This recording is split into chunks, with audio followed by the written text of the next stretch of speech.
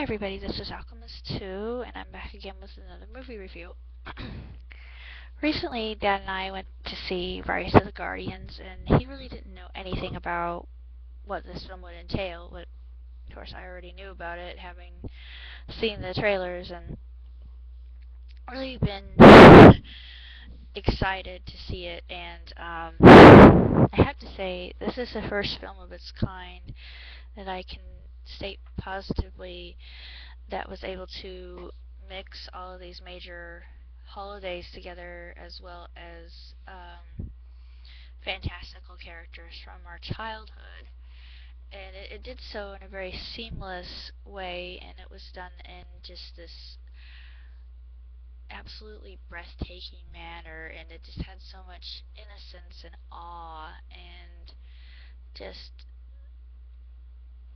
unmitigated wonder about it. And I think that's what this film was truly about, the innocence of childhood. And I have to say, out of all the characters, my favorite has to be Jack Frost.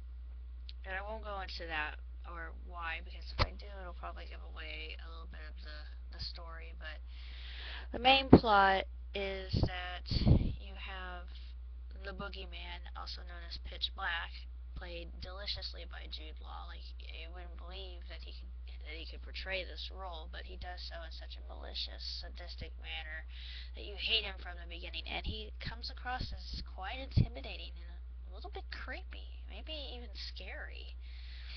He's very unnerving, but he has his reasons to be. And I won't go into that either, because it's another point in the film that's very important. But he takes the gentle dreams that Sandman gives to the children and converts them into nightmares. Yeah, I already don't like this character very much. He's just a jerk. He's a bully, and he likes the idea of power and control. And it reveals his backstory. Um, that there was one point in history where he had ultimate power because people were so superstitious and didn't understand. They didn't have the ability to reason and perceive properly. And I thought that was very intriguing. I thought, yeah, this is probably true. This is probably the reason why people don't believe in such things anymore, because they just are more educated and they know better. And I like the idea of belief in this movie. I think that there were a lot of good, solid points that were just absolutely gorgeous. And the animation was just incredible. The soundtrack by Andre Despot. He's one of my favorite modern day composers. I just adore Mr. Despot's work. One of my favorite scores by Andre would be the score for Mr. Megorium's Wonder Emporium. I know it didn't get very good reviews, but suffice it to say, it's very distinctive of his little flair with jazz, and it's lighthearted and airy. And this has more heart and soul and lyrical quality, and it's just lovely. It truly is, and I'm hoping I can get a soundtrack, because the ending song by Rene Flemming is absolutely beautiful, and I just love it. And it speaks to the whole message of the film. And stay to the end credits, because there are some funny moments with the Tooth Fairy's little helpers, her little minions, as I call them. They're so cute. They're little hummingbirds. It's just so clever. And Tooth herself is really dazzling. I love the idea of the fact that they made her a hybrid hummingbird fairy character, and she's so magical, and her feathers glisten and they glimmer and they're iridescent just like a hummingbird's. And if you know me personally, I am huge when it comes to hummingbirds. I just absolutely love them, having encountered one and having saved one. I'm very close to hummingbirds, and I just felt like it was speaking to me. And I really like all of the characters. They were all very well developed, and all of them had very specific guardianship duties, which I thought was very intriguing. The Yetis were really neat too. They were just rough and tumble protectors. Plus, they're very intelligent. You wouldn't think that. You know, it's kind of a perception thing, but they are very intellectually minded. The elves are just inept as heck. They're just dumber than a box of rocks. Useless creatures. They just North Santa Claus praises them for their ability, quote unquote. He says, just tell them that they're doing a good job. They'll eat it up, and they'll appreciate that. And you see a scene of one plugging in some Christmas lights and getting electrocuted by them. He says, yes, very good. There's quite a bit of humor in this. It's all very innocuous and done to appease children. But since I have a big kid's heart, I just absolutely loved it. And there's no innuendo or anything mean or nasty. It's just good versus evil, and the idea that innocence is worth protecting, and that to be childlike really isn't such a bad thing after all. And the idea of belief, hope, resurrection. I mean, there's quite a bit in this movie. I was really surprised. I thought, wow, and this is for kids, but it's done in such a way that it's not, too preachy or anything. And I just thought it was truly just awe-inspiring and spectacularly done. It was just absolutely stunning. It's fantastic. And as far as kids' films are concerned, it's on the same line as Brave, as far as I can say, because it just has this whole dazzle to it that gives it a otherworldly kind of feel. And my dad was making a comment about it. He says, this is like the Avengers. I thought, yes, exactly. It is the Avengers for young children. You've got Bunny, the Easter Bunny, who's voiced by Hugh Jackman. And he doesn't take any guff from anybody. He deep down, he's actually a big softy, but he's, not one guy. He's one character that you would want as a friend rather than a foe. He's a very excellent ally, and he's good. You find out that he's very gentle and caring and tender with children, and I thought that was very sweet. And I like the idea that he has boomerangs and speaks with an Australian accent. I just think it's cool. Sandman doesn't speak, but he's an interesting character, and I won't go into that. Why Tooth is just lovely. She's just magnificent.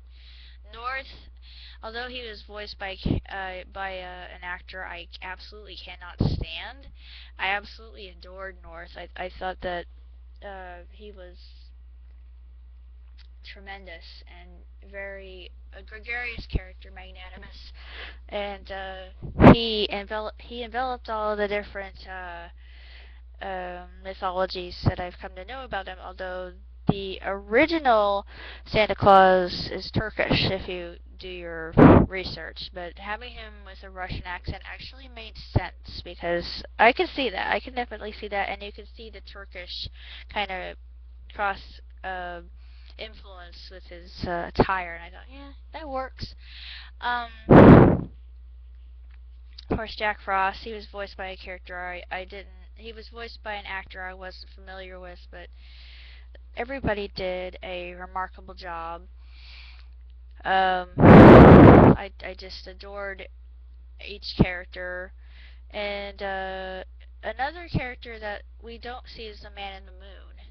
And I'm interested. I wish they gave a little bit more of a story about the Man in the Moon, because I wanted to see what the Man in the Moon looked like, but he's still an enigma, and I guess that makes him interesting.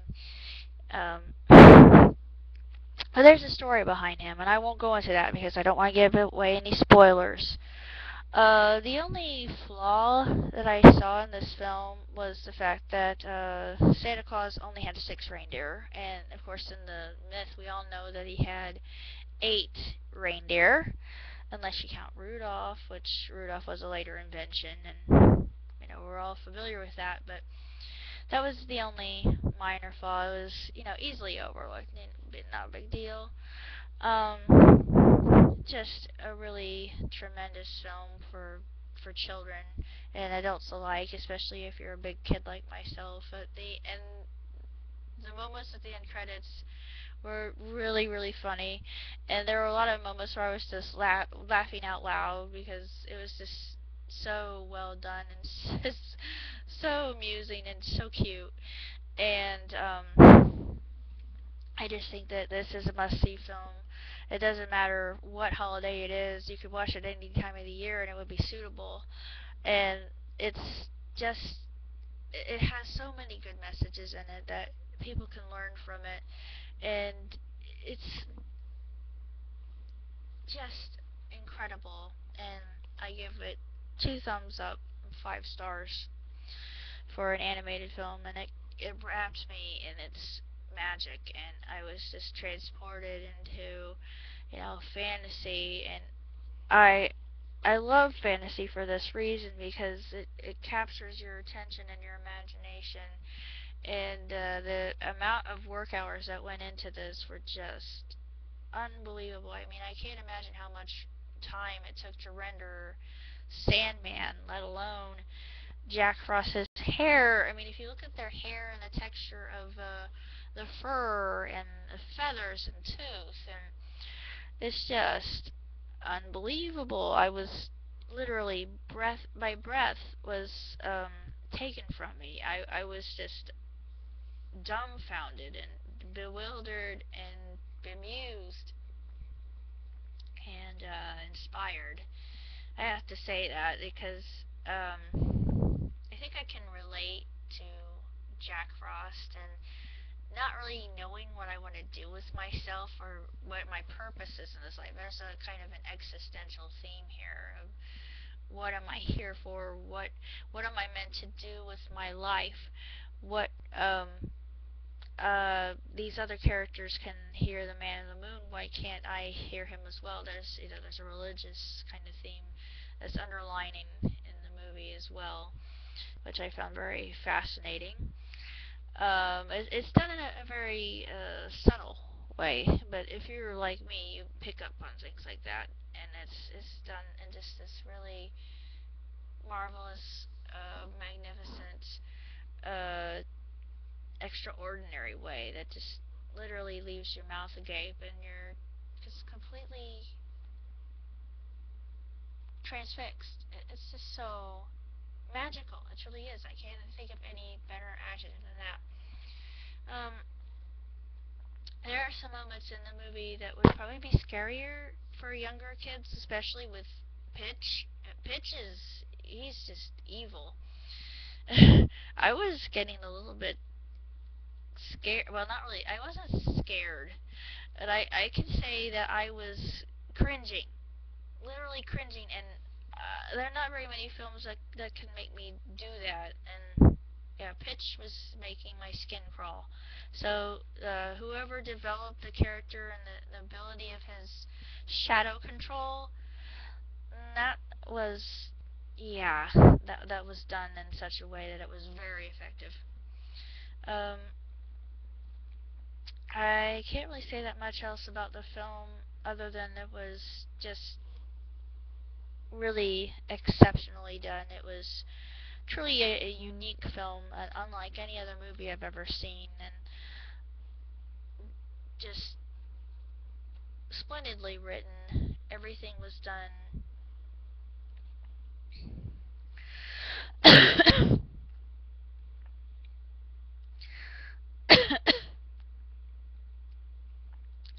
just so well that I couldn't really I can't imagine it being any more perfect than it was. So all those minds that were gathered together to make this work of art did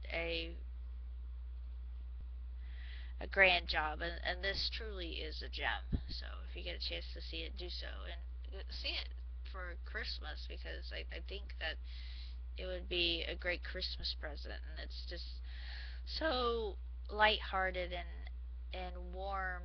There's some moments in it that will tug at your heartstrings as well concerning Jack Frost. I won't go into that. I cried a couple of times. It's just really a terrific film. Just one that everybody can enjoy. And if your child is a little bit younger, with the scenes involving pitch, just hold them close, hold them close, and tell them this is just fantasy, and it's just let them know that you're pretty sure that the good guys will triumph in the end. And I won't say what happens because, like I said, I don't really want to give that much away because I'm afraid if I do, I'll spoil it. And I can't because this film is really just something of a miracle in and of itself. I mean, it's hard to take all these characters that are just different, and it's such a motley crew, a cast especially for the voice actors, and I think everybody deserves kudos for what they did, especially the people that were involved with animation and rendering and CGI. Just, knocked my socks off. So basically, that's all I have to say about Rise of the Guardians. And I'm hoping I can see Hitchcock over the weekend because I'm a big Hitchcock fan. And one of my favorite actors, actually, one of my favorite actors of all time, is playing the role I think that he was destined to play, Sir Anthony Hopkins. Whew, getting chills just thinking about watching that film. But for now, this is Alchemist 2, and I hope that you have a very happy holiday season. Uh, Hopefully, I will see you around. If not, then I will probably be working and preparing for finals. But I will survive. I am a fighter. I will not give up. I will not surrender. I will not quit. I have been built for such tests as these. And that's all I have to report. But catch you around next time. Ciao.